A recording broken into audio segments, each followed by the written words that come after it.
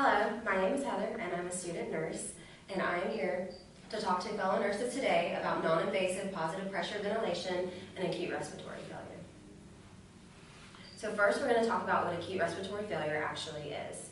So acute respiratory failure is a condition that occurs when fluid builds up in the air sacs of the lungs or the alveoli of the lungs.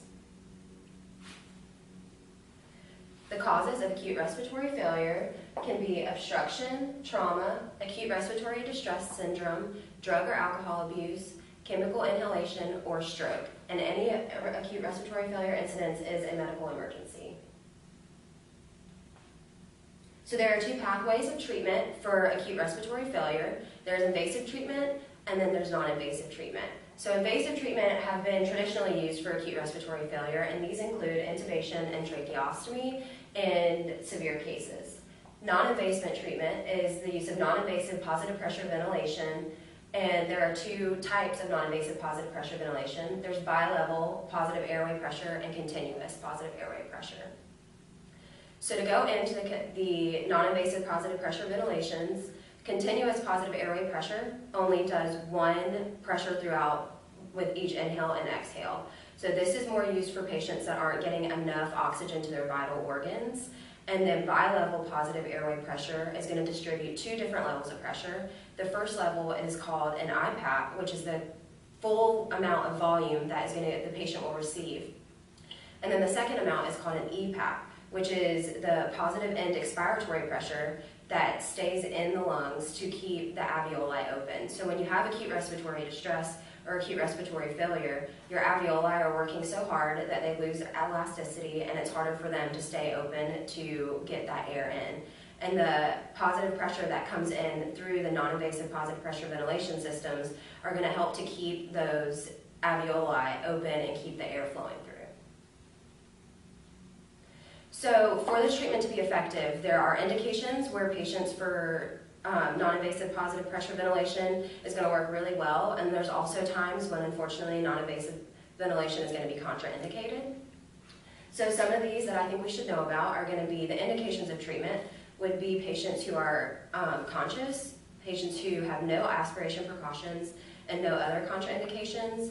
In times when non-invasive positive pressure ventilation is contraindicated, is going to be if the patient's in a coma, cardiac arrest, respiratory arrest, or any other treatment that requires immediate intubation. So there are four main reasons that we as nurses should advocate to implement non-invasive positive pressure ventilation into practice. The first is that we are the patient's advocate, and so we need to, because of the next three reasons, implement this into practice. So we're going to do decreased incidence of mortality, decreased risk for infection, and because it is cost effective. And then also I wanted to point out in this picture, this is an example of one of the types of non-invasive positive pressure ventilation masks. So there's a mask, this is the nasal mask, which just goes over the nose, and it's good for people or for patients that are claustrophobic and don't want the mask completely over their face, but it's not good for patients that are mouth breathers. And for patients that are mouth breathers, they have a mask that covers the nose and the face. So it's important to keep that in mind too. Okay, so as the patient advocate, we want to remember that non-invasive positive pressure ventilation allows us to keep track of things that invasive ventilation does as well. So by being non-invasive, we can still adjust levels of oxygen that the patient's going to receive. We can reduce the respiratory rate. We can achieve a pulse oximetry of greater than 90%, and we can monitor arterial blood gas levels. So the decreased risk incidence of mortality. As nurses, we want to see the evidence. We want to see the research that's going to show why non-invasive methods and moving to more non-invasive methods are important as opposed to invasive methods. So an economic analysis of 236 patients with acute respiratory failure was done. And this analysis compared patients who had standard treatment that led to invasive ventilation and patients who had non-invasive treatment, along with the standard treatment and standard medications. And so both of Out of the 236, 118 received the standard treatment, and then 118 received the non-invasive treatment. And in the standard treatment, unfortunately, there was a 24-person incidence of mortality. And then in the non-invasive treatment, there was 12 people in that group that had an incidence of mortality. Therefore, the use of non-invasive positive pressure ventilation showed through research that there was a 50% decrease in mortality when this was used. Also, non-invasive positive pressure ventilation is going to decrease the risk of infection. So obviously, invasive methods are going to put the patient at high risk for infection by going into their mucous membranes and into their body, which is why if we can help them with ventilation from the outside, then it's really important to take that step first before we move to invasive methods. The patient experiencing acute respiratory failure is a lot of times going to be immunocompromised as well. So another study that compared invasive ventilation with non-invasive ventilation showed that it lowered the hospital-acquired pneumonia rate. And this was done by Williams et al., who's with the Agency of Healthcare Research and Quality. So he also said that non-invasive positive pressure ventilation is associated with few of the nosocomial complications that are recognized with invasive methods, including ventilator-associated pneumonia, critical illness-associated weakness, pneumothorax, delirium, and infections associated with invasive monitoring. And these complications listed can lead to longer hospital stays, patients' feelings of hopelessness, coma, and even death, which is why if we can decrease this risk, then we're going to want to do that. Okay, and then cost effectiveness of non-invasive positive pressure ventilation is also a really important key for us to remember as healthcare providers, because not only is this safer and more effective for our patients, but it's also going to save money in the long run. So an incremental cost analysis was completed by P.K. Plant, the consultant physician in respiratory medicine, J.L. Owen, respiratory nurse specialist, S. Perot, a lecturer in healthcare economics, and M.W. Elliott, a consultant in respiratory medicine. And they found in the randomized control trial, 239 subjects were treated for respiratory exacerbation. And of that, there was between a 38 and 75% savings in invasive treatment in non-invasive treatment as opposed to invasive treatment.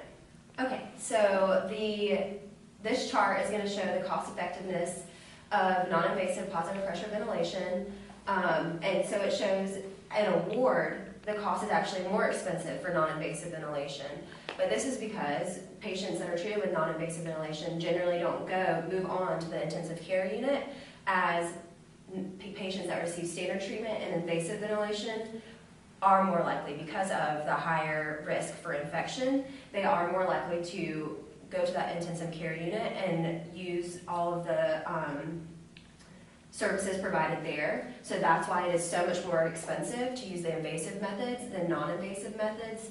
Therefore, why wouldn't we implement non-invasive ventilation for acute respiratory failure and save this money and save the patient and decrease hospital stay? So that's some evidence-based practice for you guys to see and take in and realize. So what are some barriers that you guys can think of that would limit us from implementing non-invasive positive pressure ventilation as a treatment for acute respiratory failure? I think as nurses, we really don't have a lot of time to do things like this. Okay. Do we have another one that we think? Lack of equipment. A lack of equipment. Okay, perfect. So I actually thought that you guys might say that, and I found that Margaret Euclid, a nurse practitioner, has actually researched the difference in time it's going to take to treat patients with invasive ventilation versus non-invasive ventilation. And she actually found that there was no additional time at the bedside for nurses for non-invasive positive pressure ventilation. She found that using the non-invasive treatment required more working together with your interdisciplinary team and working with your respiratory therapist more, but there was no specific additional time of the nurse. It was more of a working together effort. And also the lack of proper equipment is a valid concern, But I think, as I showed the cost effectiveness of non-invasive ventilation, I think that the money that we're saving by keeping patients out of the intensive care unit could be where we could purchase our equipment, and in the long run, it's going to end up still being cheaper with us purchasing this equipment, implementing this into practice. A year from now, then we'll have the proper equipment in our hospitals. And then lastly, there could be a resistance to change as a potential barrier, but I think that, as I have showed through this presentation, that the resistance to change should be left behind as we are advocating for our patients and trying to implement the best evidence-based practice and the best treatment as possible for them. So in conclusion, non-invasive positive pressure ventilation is the best evidence-based practice for a patient with acute respiratory failure. So the purpose of this in-service was to educate you guys, fellow nurses, on the importance of best evidence-based practice when treating acute respiratory failure. Non-invasive positive pressure ventilation will decrease mortality, decrease infection, and contain costs. Therefore, we should advocate for our patients and implement this into practice. I will now take any further questions.